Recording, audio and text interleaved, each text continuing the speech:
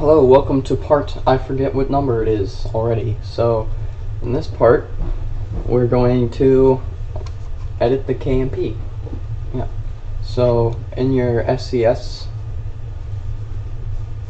file, you will have, and you open up an SCS tool, SCS Explorer. Yeah, and you have all these files right here. You want to right-click course KMP and hit export, and you just put it in here. There it is, and you can close out of this. Oh wait, shoot, did I even save that? I swear, goodness gracious, I didn't save it. Alright, so I'm gonna have to replace the KCL again, because this is why you save your work.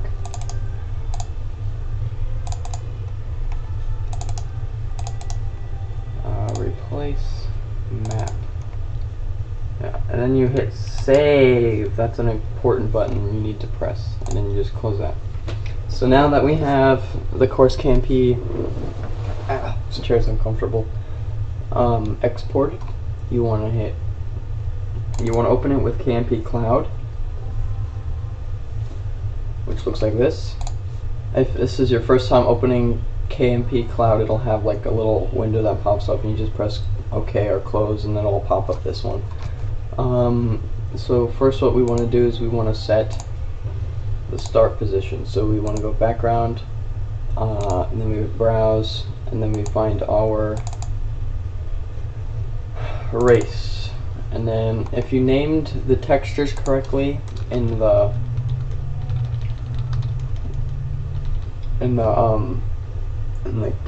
model, they will all be automatically colored here. Like road is this color, off-road is this color, out of bounds doesn't have a color, wall is that color, and yeah. So here is our trackaroonie, and what we can do is, where's the start position? Oh, we're not in start position, so you want to click start positions, and here's the set start position for Mushroom Gorge, which is what we're replacing the track with. But we can just take that and drag it right where we want to start. I'm going to start right here. I forgot to put a finish line in this race, oh well. Yeah, and then you hit edit rotations, and this rotation is set to 180 degrees, which is forward or upwards or something. But we want it to face this way, and this way is 90. And the other way is -90, and the other way is -180. So we'll just go 90, and ta-da, look at that. Alright, so now we have starting position. Actually, I'll move this up a bit, right there maybe. And yeah, that's good. Now we need to set the Y value for it. So we want to open up Magic Y, and you want to find your OBJ file for your race, and you just double click it, and it should pop up this. And no matter what your model is, the scale is always 1. This is what I learned, and then I just hit OK. Yeah, start positions, properties, and then you hit Control Y in here, and it automatically sets the Y position right there, which is 3000 something. So now we want to do enemy routes.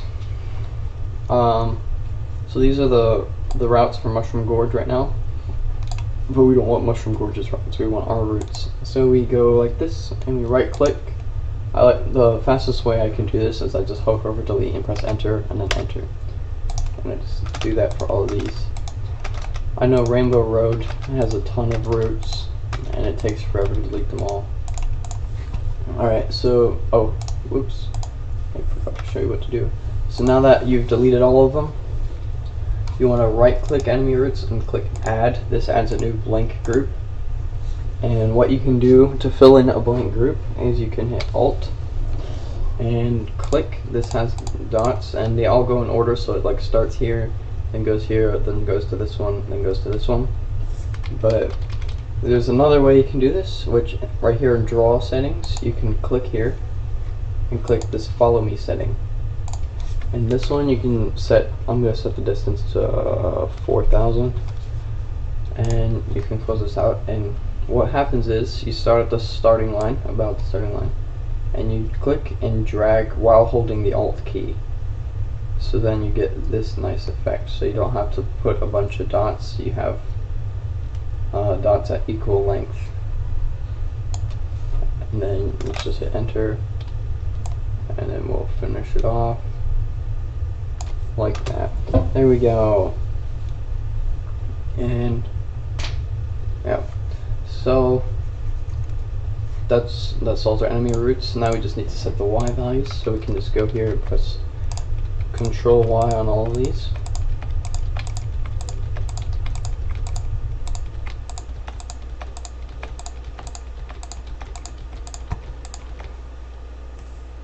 Alright, and now we want to go to item routes, and this has a ton more.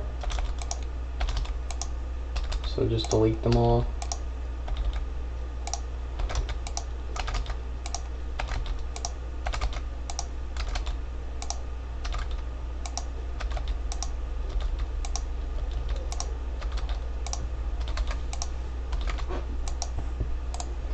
Add group 0.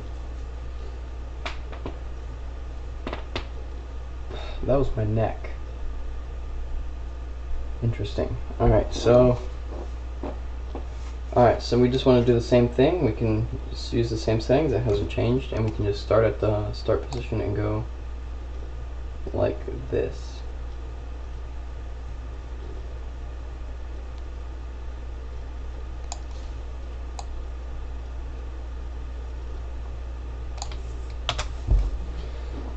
And another important thing you want to note is that if you have multiple routes, I'll just make this for example.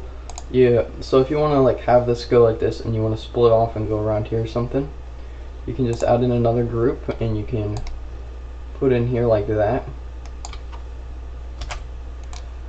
And what this does is, so if you just have this by itself, the item routes are going to go right here, and then when they get here they're going to freak out and be like, what the heck do I do? There's two things here.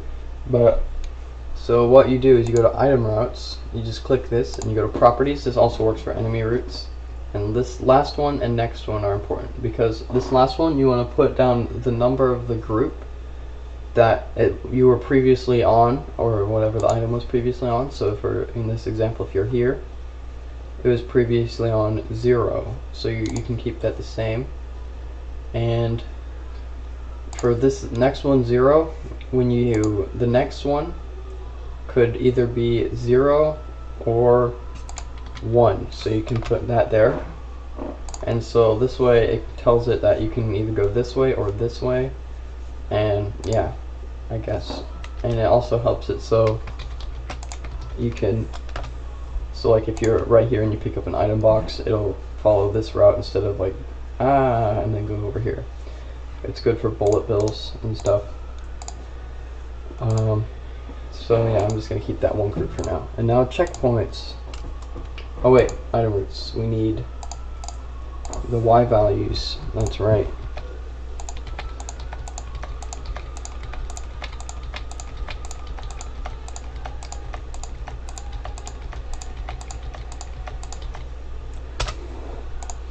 Alright, now we have checkpoints, and let's just delete all these and add a group. And for checkpoints, you don't have any specific draw settings, you only have checkpoint drawing, which this one you press Alt, and if you click and drag down, the arrow, which the direction you're supposed to be going, is going to be facing right, but if you drag up it'll face left. So in this case we want it to face right, so we'll just fill this up, and we want the arrows facing the way you're supposed to be going.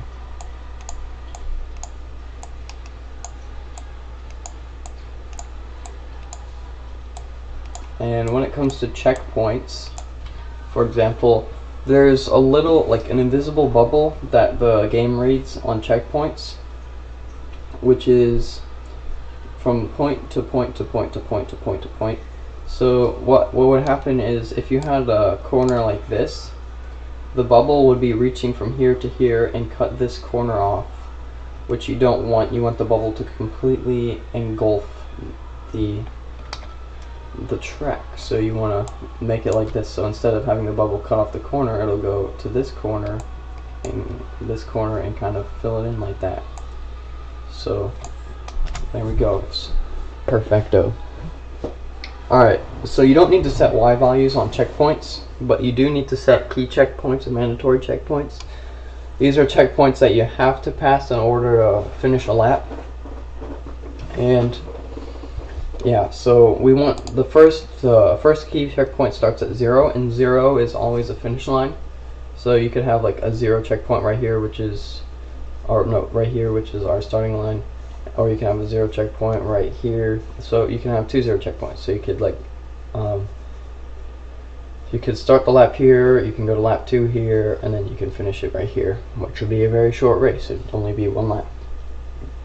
So yeah, what you could do, well, what you normally want to do is you want to find your starting, or where you want to start. Normally you want to make that the first one, but I accidentally messed up right there. And you can make that checkpoint 0, and I just randomly put in 1. That looks good. So yeah, so this is a mandatory checkpoint you have to cross, but it's not a finish line checkpoint, so it doesn't count a lap. But this one counts a lap right there. Yeah, and then yeah, the next thing we want to do is objects, which contain anything from mushrooms to item boxes to oil slicks, which is what we're going to do right here. I do know a track that has oil slicks, which is what is it? Is it what? I need a Mario Kart all file names.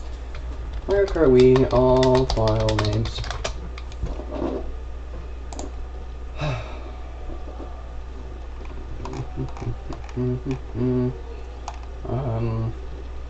What is it? SNES Mario Circuit 3, Old Mario SFC, that's what it's called. So yeah, we're gonna go to Wii Scrubber real quick, and I'm gonna extract Old Mario SFC so I can get the oil slick files.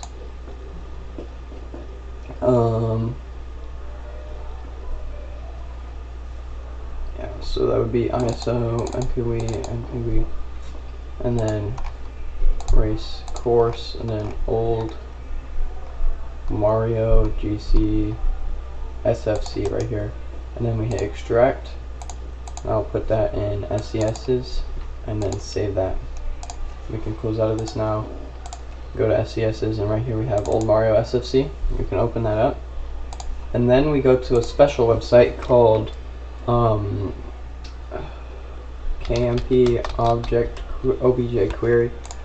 Yeah, KMP Object Query. This is where you can search any object in Mario Kart and in any SCS thing, and it'll tell you what it is, tell you characteristics about it, and tell you what the settings mean and the needed files for that thingamabobber. So in this one we have oil, because we're going to put oil slicks, and oil SFC is the one, and all you need is oil SFC.bres. And yeah, so what we do is we go to our race, and here it is. We just hit export, and we go to where is it? Oh yes, tutorial race, and we'll just name this a new folder called oil SFC, and then we just save it in there, and we can close that out because that's all we need. And this right here I think is the name you put in the KMP, but I'm not sure. So now what we need to do is we need to go to our race right here, and we need to import file, and it needs to be oil SFC. And so now we have this, and yeah, now that it's in there, we hit save and then close this out, and we go back to the KMP, and in the objects, this doesn't already have oil SFC in it, so you need to add null group and rename it to oil SFC. Is it low cap? Oh no, yeah, it's oil. That's right, oil SFC. So we're gonna completely fill this part with oil slicks. So we're just gonna go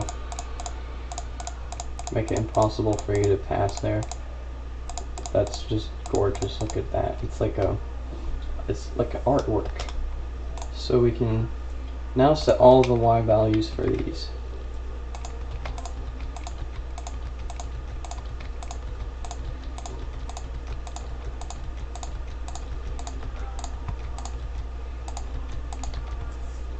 Alright, there we go. And now we have the objects in place. Now we need the item boxes. We can just, I'll just take a couple item boxes and put them right there.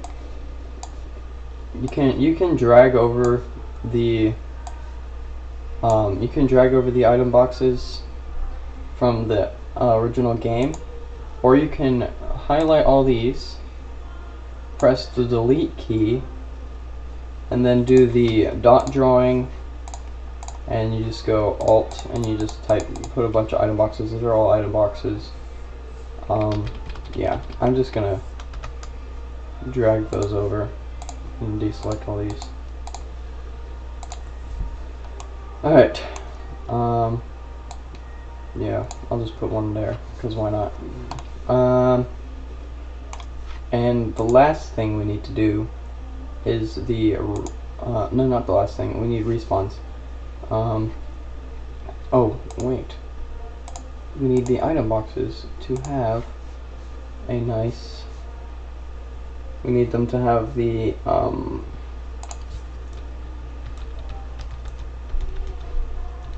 7, 8, and 9, and 8 need their Y values.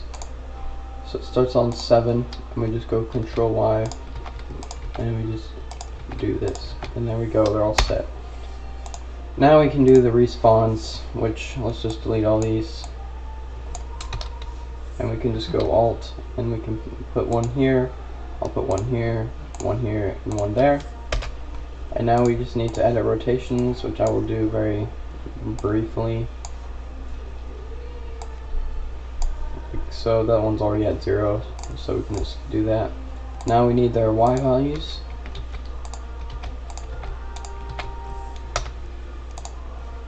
So what happens is, if you don't have these respawns set in your checkpoints, if you die, you'll just automatically go to the 0, 1 no matter what, because in checkpoints there's a group where it's like the respawn is set to a certain one. Like if you pass this checkpoint, you'll die at this respawn, but if you pass these checkpoints, you won't die on this one, you'll die on this one. Well, respawn on that one, I mean. And yeah, right now they're all set to 0, which they'll all automatically go to this one right here. But you can set those all manually, or you can do that automatically with Weems tools, which is what I'm going to show you in a second, because we need to set the Y values into the cannon. Oh, we already set the Y values. Alright, so now last thing we need to do is the cannon. This one we're going to have to make a new one since there's not one already. So you put the dot where the first point where you're going to end up, basically. And in this case we're going to end up right here. And yeah, so you want to have it facing the direction, oh yeah, we're going to end up right here. And we'll make the position Y like this, and we'll make it slightly higher, like 200 higher. And yeah, this is the position we're going to end up from the cannon. But also the rotation of it is going to be facing the direction you're going to be launched in. So we're going to launch at a 45-degree angle. What I'm going to put, what you could also do is I can get this ruler right here, and I can put it up against my screen and see if that angle lines up with where you might hit the cannon at, and it does perfectly. Yeah, and so what we're going to do is we just turn off edit rotations, and there we go. This is also cannon index. This is the 0 cannon, so it lines up with our KCL, which is set to 0. And yeah, so now we just hit File, Save, and we should be done. What we need to do, the last thing we need to do for this is we just we hit Shift and then right click and hit Shift, right click, open PowerShell window or command prompt window, and we go WKMPT decode course.kmp, and there we go. And these are some of these, I don't know, you can ignore those, I guess. hopefully that doesn't cause us anything. I'll just make a new file right here called KMP, and I will put that in there. And we want to open up this text file that we just decoded from the KMP, and this contains all the information in the KMP. So what we want to do is we want to scroll down to checkpoints, and is that checkpoints? Yeah, here it is, checkpoints. And Weem is a very efficient dude because he put down this auto respawn thing where you can just put 1 and it automatically puts the respawn with the checkpoint. So now we can just save this and open up another PowerShell window and go wkmpt encode course.txt, and there we go, it encoded, and now we have a new KMP file right here. And inside right here on checkpoints, we can see that the respawns have been set to 0, 1, 2, 3, and so on. And so we can just close this out since it's already saved. And what we can do now is we open up Kanoko course and right click this and hit replace and put in our KMP. And there we go, we can just hit save and close it out now. So yeah, thank you for watching this part of the tutorial. You can tune into the next part because I forget the number, I'm just saying this part, next part. The next part we're going to deal with testing it in Dolphin. So yeah.